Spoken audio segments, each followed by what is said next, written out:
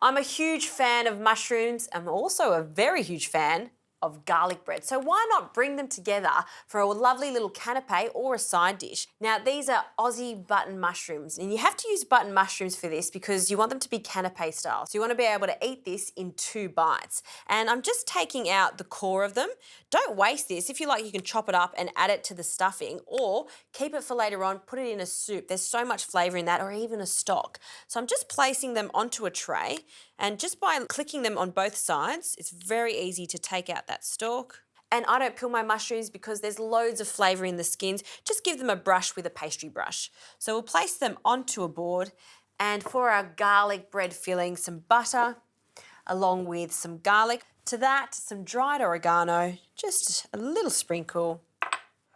And my garlic bread always has parsley in it, so a little sprinkle of parsley, freshly chopped. And just to make sure everything sticks together, and it is a stuffing after all, some fresh breadcrumbs.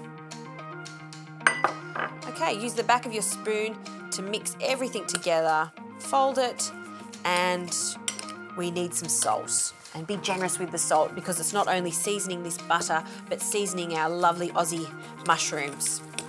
So a good mix, and using 2 small spoons, you're going to take spoonfuls of this flavoured butter and place it into that little mushroom cavity. And you can imagine this roasting in the oven. We're going to get that lovely perfume of garlic and butter and parsley. 2 beautiful things coming together. So these go into the oven about 180 degrees, and they'll cook for about 15 to 20 minutes, or until all of that butter has melted over the mushrooms and they become golden.